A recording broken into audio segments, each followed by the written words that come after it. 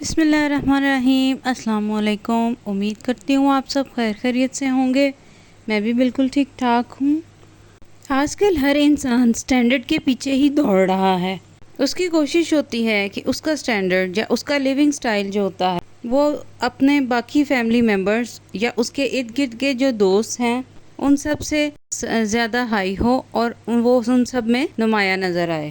لیکن اس دور میں وہ کوشش کرتے کرتے وہ بہت سے ایسے کام کر جاتا ہے وہ یا ایسی بہت سی چیزیں اڈاپٹ کر لیتا ہے جو وہ افورڈ ہی نہیں کر سکتا اور اس کے لیے مشکلات کھڑی ہو جاتی ہیں۔ تو سب سے پہلے جب ہمارے گھر میں مہمان آتے ہیں تو ہمارے ذہن میں آتا ہے ایک ہی چیز آتی ہے کہ باہر سے کوئی کولڈ ڈرنک یا جوس لے کر آنا ہے۔ ان چیزوں کے بغیر تو ہماری مہمانداری پوری ہی نہیں ہو سکتی یا ہمارا مہمان ہی نہیں ہوگا۔ حالانکہ کافی جگہوں پر میں نے ایسے دیکھا ہے کہ آپ مہمانوں کے آگے آپ جوسز رکھتے ہیں یا کولڈ ڈرنک رکھتے ہیں تو وہ اوائڈ کرتے ہیں پینے سے۔ کافی لوگ جو ہیں دور رہتے ہیں ان چیزوں سے، لیکن ہم پھر بھی اپنا سٹینڈرڈ ہائی دکھانے کے لیے یہ چیزیں اڈاپٹ کرتے ہیں اور ان کے سامنے رکھتے ہیں۔ تو بہتر ہے آپ اپنے گھر میں باہر سے منگوانے کے بجائے اپنے گھر میں جوسز بنا لیں۔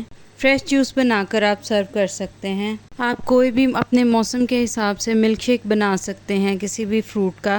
آپ لیمو پانی بنا سکتے ہیں۔ لیمو پانی تو ہمارے ملک کا بیسٹ ڈرنک ہے اور اس کے تو فوائد بھی بہت زیادہ ہیں۔ اور باہر کے کولڈ ڈرنکس تو نقصان ہی نقصان ہے۔ اپنا سٹینڈرڈ دکھانے کے لیے ہمارا اپنا کھانا بھی ہضم نہیں ہو رہا ہوتا۔ بہت سے گھروں میں جب کھانا کھا لیتے ہیں تو کھانا ہضم کرنے کے لیے کولڈ ڈرنکس کو یوز کرتے ہیں اور اسی طرح ہمارے بچوں نے بھی یہ اپنا لیا ہے۔ یہاں پر میں آپ کو ایک چھوٹی سی اگزامپل بھی دیتی ہوں کہ میں نے اپنے بچوں سے کہا تھا کہ یہ آپ گندے سنیکس چھوڑ دیں، آپ گھر پر کوئی فروٹ کھا لیا کریں یا میں آپ کو گھر پر کوئی اچھا سا سنیک بنا دیا کروں گی تو آپ کھا لیا کرو۔ تو وہ آگے سے کہتے ہیں کہ ٹھیک ہے ماما، ہم گھر میں تو کھا لیا کریں گے، لیکن ہم اگر کسی کے گھر میں جائیں، کسی فرینڈ کے گھر یا کسی فیملی میں کسی کے رشتہ دار کے گھر جائیں اور وہ ہمارے سامنے اس طرح سے سنیک رکھیں تو ہم کس طرح سے ان کو انکار کریں؟ تو یہ تو بری بات ہے۔ تو پھر وہ سوچیں گے کہ پتہ نہیں یہ کیوں نہیں کھا رہی ہمارے گھر سے۔ تو دیکھیں اب بچے کے ذہن میں یہ سوال آیا ہے کہ وہ دوسروں کے گھر جا کر کیسے ان چیزوں سے چھٹکارا پائے گا۔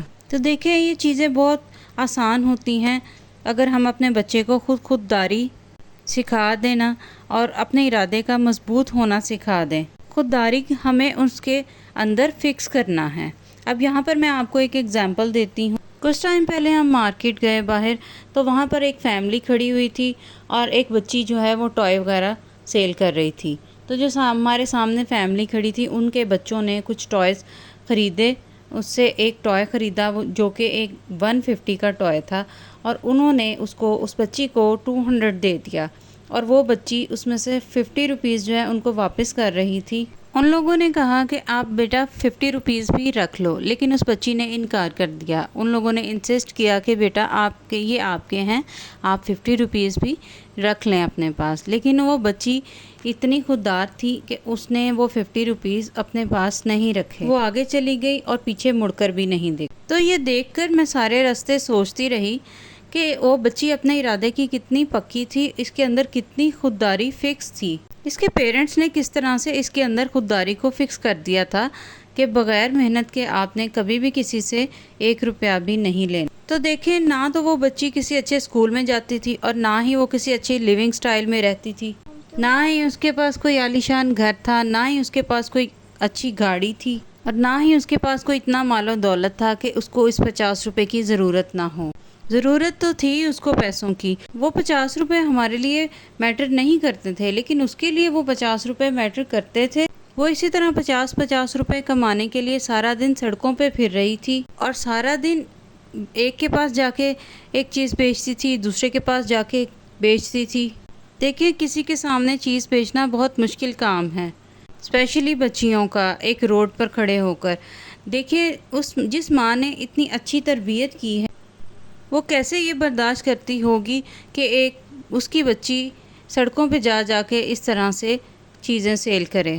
بچے تو کیا، بڑے بڑے ایسی جگہوں پر ڈگمگا جاتے ہیں۔ بڑی عورتیں بھی اور بڑے مرد بھی چیزیں سیل کر رہے ہوتے ہیں اور اگر انہیں پیسے دے دیے جائیں اور وہ چیز بھی اپنی واپس رکھ لیتے ہیں اور پیسے بھی لے لیتے ہیں اور وہ اسے اپنا حق سمجھتے ہیں۔ لیکن یہ ساری چیز جو ہے वो अपने इरादे की मजबूती को ज़ाहिर करती है कि आप अपने इरादे के कितने पक्के और कितने मजबूत हैं और आपका लिविंग स्टाइल कैसा है। लिविंग स्टाइल कभी भी पैसों से नहीं आता। कभी भी आलीशान घरों में रहने से आपका लिविंग स्टाइल नहीं आता।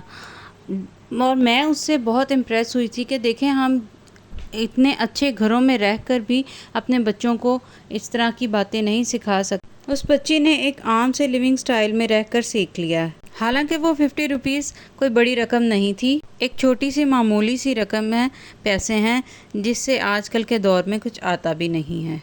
लेकिन उस बच्ची ने इसको कबूल नहीं किया कि एक्स्ट्रा अगर मैं अपने घर लेकर जाऊंगी पैसे तो मेरे पेरेंट्स, मेरे वालिदैन जो हैं मुझसे सवाल करेंगे कि ये एक्स्ट्रा पैसे कहाँ से आए। तो देखें, यहाँ से ये चीज़ ज़ाहिर हो जाती है कि जब आपको पता होता है कि एक चीज़ आपकी मिजाज के ख़िलाफ़ है, आपके अंदर जब खुददारी होती है तो आप अपने लिविंग स्टाइल से बाहर नहीं जा सकते। आप अपने बजट में रहकर हर काम कर रहे होते हैं। आपको पता होता है कि इसके अलावा एक्स्ट्रा कोई काम किया अपनी ज़िंदगी में अपने बजट में रहकर तो इसका सवाल होगा मुझसे।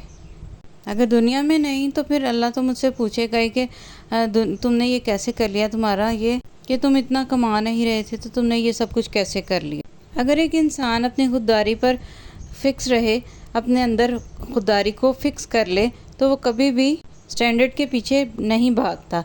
उसे पता होता है कि मैं अगर स्टैंडर्ड के पीछे भागूंगा तो मुझे तंगी का सामना करना पड़ेगा, कहीं से कर्ज लेना पड़ जाए। इसीलिए हमें स्टैंडर्ड के पीछे नहीं भागना चाहिए और हमारी जैसी ज़िंदगी होती है उसी को नॉर्मल तरीके से जीना चाहिए। मेरी वीडियो पसंद आई हो तो लाइक ज़रूर कीजिएगा, मेरे चैनल को सब्सक्राइब करना मत भूलिएगा। इसके साथ ही इजाज़त चाहती हूँ, दुआ में याद रखिएगा। अल्लाह हाफ़िज़।